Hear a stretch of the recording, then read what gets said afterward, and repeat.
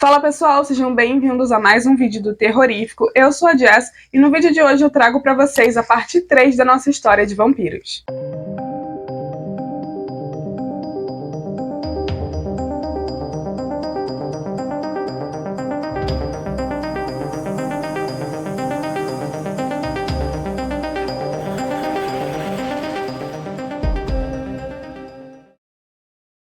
Se você não sabe do que eu estou falando, eu vou deixar um link para a parte 1 aqui em cima, mas você também pode acessar diretamente a página do nosso canal e lá você vai achar uma playlist escrita Hotel Blood Ridge, com todas as partes. Então, sem mais delongas, vamos à parte 3 e ela se chama Eu ainda tenho um hotel e posso ter alugado quartos para uma família de vampiros a cada 4 anos durante décadas. Queime tudo! Essas palavras soaram claras em minha cabeça como se minha mãe as estivesse sussurrando em meu ouvido.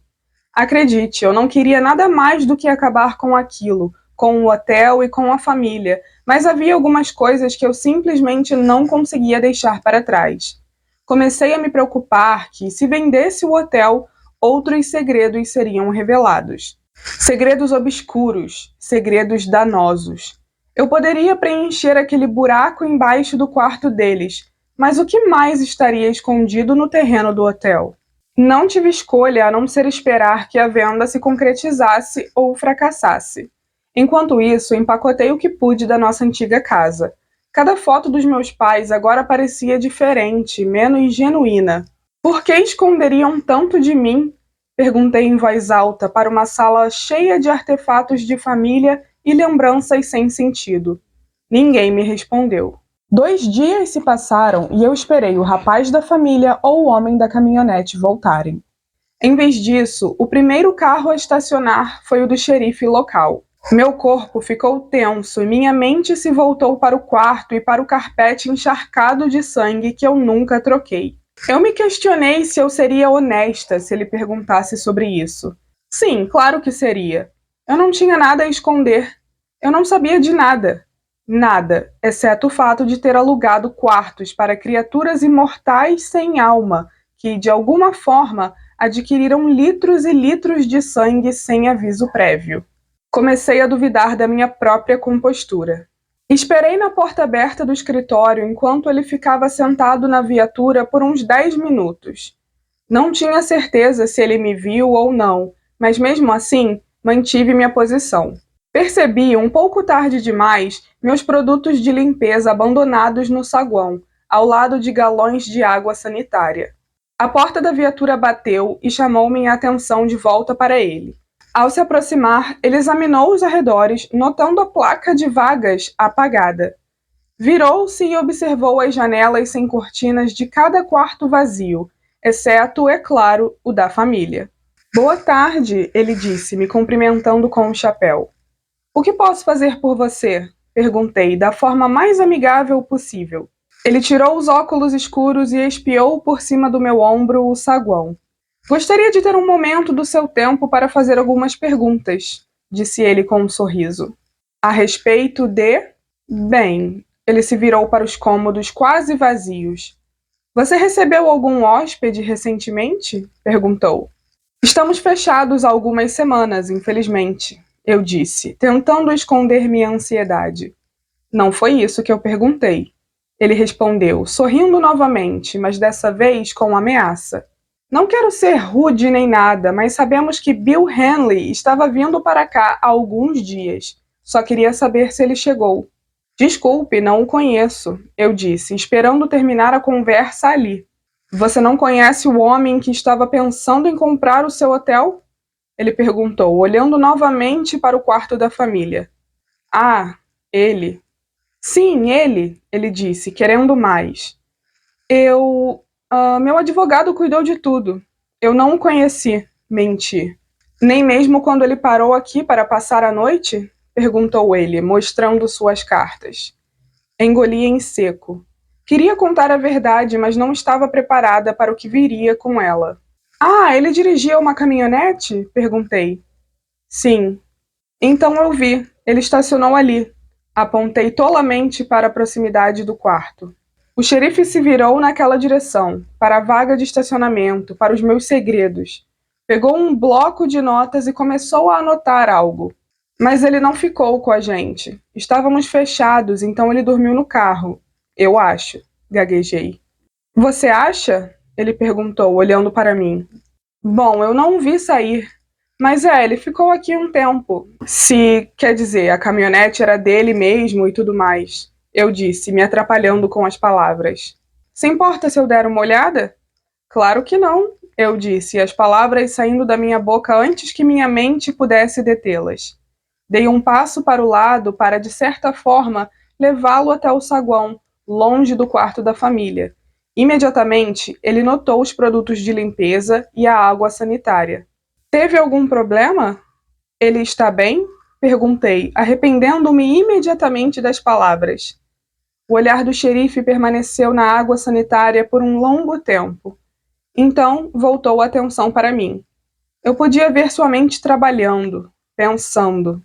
De repente, senti como se o ar na sala tivesse mudado. Todo o seu comportamento mudou e senti uma aura de calor vindo dele. Ele deu de ombros e abriu um sorriso. Bem, eu imagino que logo estará no noticiário, se já não estiver. O quê? Perguntei. Nada de bom, isso é certeza. Aquela caminhonete que você viu, eles encontraram uns 320 quilômetros a oeste daqui, perto da rodovia 80. Tão longe assim? O que ele estava fazendo? Perguntei, fingindo surpresa. Bom, não sabemos. Não sabemos onde ele está. Ele disse, seu olhar agora se desviando para as bugigangas e fotografias. Ah, isso não é bom. Eu não gosto disso. Eu disse com sinceridade. Então você realmente não vai gostar da próxima parte. Esse seu comprador tem muito a responder. Como o quê? Questionei. Bem, o corpo que encontraram na caminhonete, queimado até ficar crocante, abandonado, disse ele, pegando uma foto minha e dos meus pais. Achei que você tivesse dito que ele estava desaparecido. Tem certeza que aquele corpo não era ele? Perguntei, tentando encontrar algo para fazer com minhas mãos inquietas. Jovem demais, pequeno demais para ser ele. O melhor que pudemos supor é um rapaz que encontraram, mas sem identidade, desconhecido. Ele disse, olhando fixamente para a foto. Esses são seus pais? Eu assenti.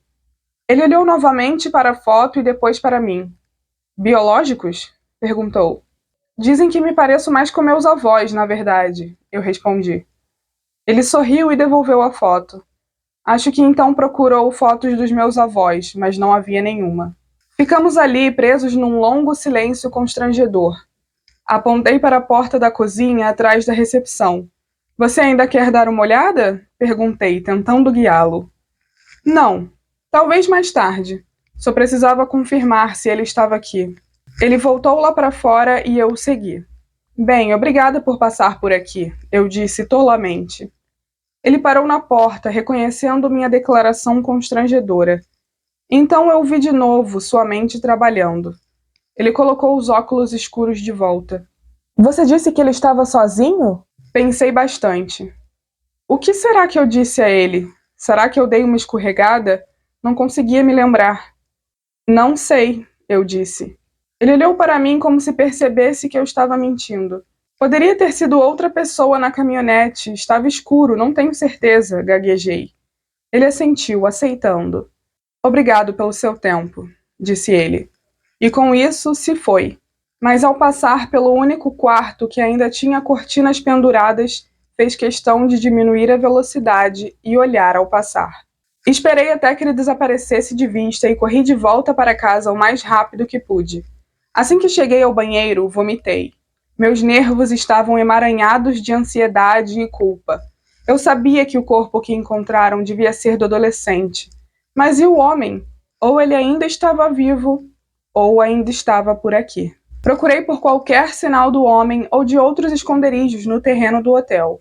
Passei pela divisa da propriedade e entrei na clareira, e com a luz do sol me atingindo, tive uma epifania. O adolescente estava a caminho de outro lugar como o nosso, um santuário para eles. Ele jamais se deixaria ser pego do lado de fora daquele jeito, não de propósito. Em todos os meus anos de convivência com a família, eu nunca os tinha visto perto do amanhecer ou do anoitecer. Eles eram especialistas em evitar o sol.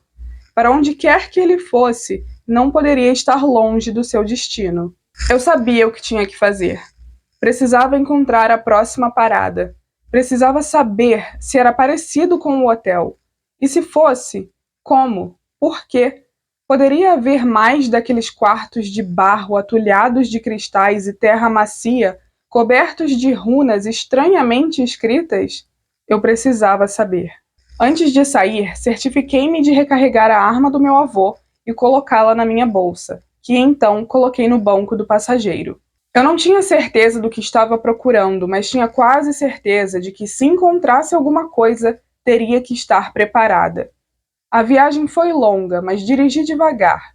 Fiquei de olho em qualquer prédio ou estrutura que pudesse escondê-los. Por sorte, a rodovia era uma extensão daquela onde ficava o hotel. Era outra estrada sem saída, um longo trecho de nada, então seria fácil avistar qualquer coisa. Ao passar a marca das 200 milhas, reduzi a velocidade e me inclinei sobre o volante. Um velho celeiro surgiu na marca das 220 milhas e eu sabia que ele tinha que estar lá. Era a única construção num raio de quilômetros. Entrei na velha estrada de terra, ao lado de marcas profundas de pneus deixadas pela chuva que a amoleceram e a transformaram em lama. Saí do carro e guardei o revólver no bolso. O céu acima estava cinzento e propiciava uma tarde escura. Segui os rastros que levavam ao velho celeiro apodrecido. As portas pesadas estavam em mau estado, mas as dobradiças se moveram como se fossem novas. Dentro do celeiro havia o que se esperaria de uma estrutura antiga, feno velho e quebradiço e equipamentos enferrujados, abandonados e esquecidos. Tudo parecia intocado há décadas, exceto um estranho bebedouro de gado de metal no centro do celeiro. A percepção repugnante do que era aquilo se instalou antes mesmo que eu visse as conhecidas marcas escuras no interior. Assim como a banheira do quarto deles, aquela coisa havia sido enchida de sangue. O chão ao redor do coxo estava manchado por décadas de cor carmesim que o infiltrava. Ao me aproximar, o chão afundou sob meus pés e a madeira rangeu. Pisei fundo. O eco oco de uma câmara vazia podia ser ouvido lá embaixo. Chutei a poeira e o feno para o lado e revelei um alçapão. Fizeram menos esforço para esconder esse, mas por outro lado, o local em si já era um esconderijo. Encontrei os buracos para os dedos e abri a portinha. Aquele cheiro familiar de fumaça, hálito rançoso e ferro subiu. Tirei o revólver do bolso e desci. O quarto era menor do que o de baixo do hotel, mas era muito parecido. Palavras estranhas estavam novamente esculpidas nas paredes, mas a madeira substituiu o tijolo nessa construção mais precária. As estranhas rochas cristalinas estavam dispostas ao redor do quarto em um padrão que eu não tinha notado embaixo do hotel. Havia menos delas ali, mas o suficiente para chamar minha atenção. Puxei uma da terra e segurei na minha mão. Um sal macio parecia sair dela com o menor toque. Era pesada na minha mão, mais do que você esperaria. Segurei-a contra a lanterna do meu celular. Havia veias minerais vermelho escuras e azuis riscando o cristal branco leitoso. Estava tão seco que parecia sugar a umidade da ponta dos meus dedos. Guardei-a no bolso e continuei na escuridão. Meu pé afundou em um pedaço de terra excepcionalmente macia. Percebi que estava em cima de um dos montes de terra, igual aos 7 no quarto do hotel. Um deles, porém, era diferente dos demais. A terra estava descolorida e mais seca do que os outros montes. Havia também uma mancha branca projetando-se logo abaixo do solo cinzento e infértil. Curvada, caminhei até o monte moribundo e descobri um bilhete escrito em um pedaço de papel branco. Um pedaço de papel que, por sinal, era do nosso hotel. Dizia: Pai, se o senhor chegou até aqui, me desculpe. Esperamos 3 dias, mas o fogo queimava tanto que a mestra disse que o senhor não conseguiria voltar. Implorei que ela esperasse, mas o solo ficou úmido e tivemos que seguir em frente. Se o senhor chegou até aqui, sabe sobre a órfã. Nosso lar mais antigo está em perigo. No meu sono, ainda sinto a sua presença, Então tenho esperança de que o Senhor nos encontre em breve. Espero que sim, pois deixamos uma refeição para o Senhor na velha casa da fazenda, longe da estrada. Espero que isso lhe dê forças para nos encontrar novamente. Assinado, Matthew. Deixei o bilhete onde estava. A casa em questão ficava longe do celeiro, mas eu temia que dirigir até lá pudesse atrair a atenção indesejada. Caminhei pela grama alta até a cintura, no solo inculto de terras agrícolas mortas. Aquele pedaço de terra havia sido esquecido há muito tempo. A casa em si estava em melhores condições do que a fazenda, mas não muito. Tinha sido habitada recentemente, mas eu não tinha certeza do quão recente. Era longe da rodovia e isolada de um jeito que só casas rurais podem ser. Aproximei-me pela lateral da casa e espiei pelas janelas cobertas de poeira. A decoração tinha um aspecto atemporal e despojado, e não estava claro se estava abandonada há anos ou se os moradores simplesmente tinham um gosto peculiar. Apesar disso, não vi sinais de movimento lá dentro. Pensei em entrar pela janela, mas me controlei e fiz a coisa mais racional. Bati na porta da frente. Pensei ouvir um movimento rápido, contido, em algum lugar dentro da casa. Minha mão foi imediatamente para o revólver. Minha voz estava embargada e presa na garganta. Engoli em seco e tentei gritar, mas meus nervos não permitiram. Em vez disso, estendi a mão para a maçaneta, e no momento em que meus dedos a tocaram, a porta se abriu. Senti como se estivesse sendo convidada a entrar. Meus sapatos escorregaram levemente em uma velha pilha de correspondências acumuladas por anos de abandono. Algumas tinham um carimbo postal do final dos anos 90. Meu primeiro instinto sobre a decoração estava correto. Camadas espessas de poeira pareciam cobrir a maioria das coisas na casa, mas certos pontos haviam sido limpos com o uso. Uma trilha no tapete do corredor estava desgastada por passos recentes. Segui-os até a cozinha. Havia pratos na cozinha e uma caixa de cereal que nem existia mais, no balcão ao lado de uma jarra de leite vazia. A energia havia sido desligada há muito tempo e o conteúdo da geladeira havia apodrecido além do estado de decomposição e já nem cheirava mais. O cinzeiro na mesa da cozinha, no entanto, estava cheio de pontas de cigarro novas. Um único cigarro não fumado foi deixado ao lado de uma caixa de fósforos. Uma coisa se tornou óbvia.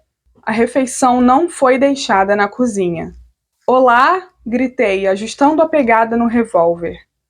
Um chocalho metálico e um gemido de dor vieram de algum lugar em outro cômodo. Caminhei cuidadosamente na direção do ruído fantasmagórico. Pude ouvir uma batida rítmica, sutil, vindo de trás da porta de um cômodo no final do corredor. A distância até aquela porta parecia maior do que a distância da casa até o celeiro. O gemido prolongado parecia escapar por debaixo das frestas da porta. Tirei a arma do bolso do casaco e com a outra mão abri cuidadosamente a porta.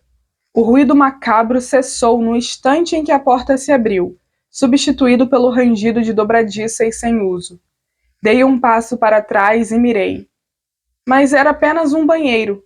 Os canos embaixo da pia, então, emitiram outro gemido fantasmagórico, gemendo por falta de uso, e o gotejamento constante de uma torneira vazando tamborilava atrás da cortina do chuveiro. Coloquei a arma na pia e me sentei. Agora entendo que essa não foi a ideia mais brilhante, mas eu havia dirigido por horas e não tinha outras opções. Nenhuma que me proporcionasse o conforto de um assento, pelo menos.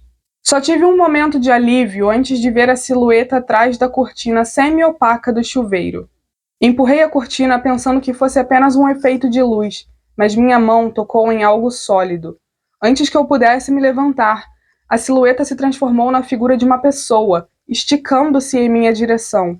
Levantei-me rapidamente, mas uma mão branca, murcha e coberta de sangue emergiu do chuveiro. Tropecei e tentei me segurar em qualquer coisa que me aguentasse. Agarrei-me à única coisa que me separava da figura, a cortina do box.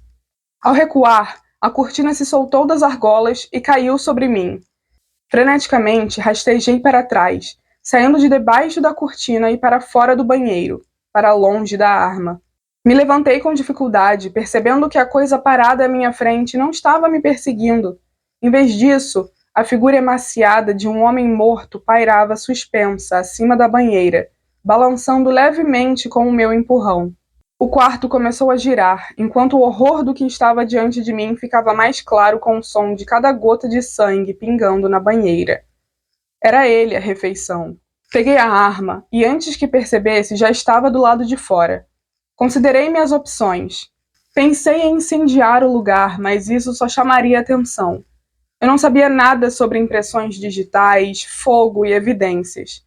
A opção mais segura era não fazer nada. Esta casa havia permanecido escondida por tanto tempo, por que não continuaria assim? Só por segurança, peguei a cortina do chuveiro e limpei qualquer superfície que me lembrasse de ter tocado. Tranquei a porta por dentro e a fechei. A caminhada de volta ao celeiro foi longa e árdua.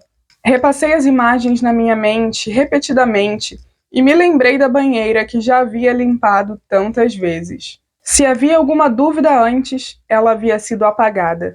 A família que eu conhecera a vida toda não era mais humana.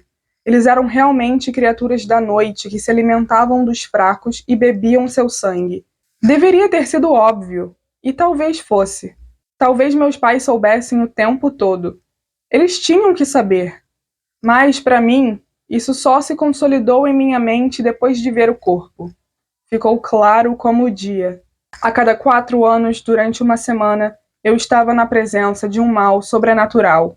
Eles eram desumanos, não naturais, fora desse mundo. Eram vampiros. Éramos apenas uma parada na viagem deles pela morte. Eles deviam ter outros lugares como o nosso, perto o suficiente para chegar lá em uma viagem noturna. Minha tia morava a poucas horas a leste de nós. Minhas lembranças de visitá-la voltaram à tona. Agora fazia sentido que toda vez que eu entrasse na casa de hóspedes atrás da casa dela, a porta do porão cheirasse a fumaça, hálito rançoso, ferro e, de vez em quando, também a lavanda suave. Parece agora que minha tia fez o que meus pais não conseguiram. Provavelmente foi por isso que lhe deixaram aquela última carta. Sabiam que ela seria capaz de fazer o que eles jamais puderam. Eles tinham feito o acordo e tolerado a matança sob seu teto, mas parte de mim entendia o porquê. Mesmo que quisessem incendiar tudo, ela ainda era a garotinha deles, e precisava de um lugar seguro. Enquanto eu estava em frente à fogueira, nos fundos do hotel, observei a cortina de plástico do chuveiro se enrolar e derreter nas chamas. Um brilho de luz em algum vidro chamou minha atenção bem do lado de fora do centro do fogo. Usei um graveto para puxá-lo. Óculos de aro grosso. Ele nunca mais voltaria. Bill Henley, o homem que ia comprar meu hotel, não voltaria. Goste ou não, esse hotel ainda era meu. E, pelo que eu sabia, eu ainda tinha 4 anos para decidir o que fazer com ele. E é isso, pessoal. Essa foi a parte 3. Espero que tenham gostado. Ainda tem muitas coisas interessantes para desenrolar na história. Então, se vocês quiserem continuar acompanhando, não deixe de deixar seu comentário aqui embaixo. Deixa seu like também, se inscreve se ainda não é inscrito, ativa o sininho também para não perder nenhum vídeo novo e compartilha com aquele amigo que você acha que vai curtir. E é isso, nos vemos no próximo vídeo.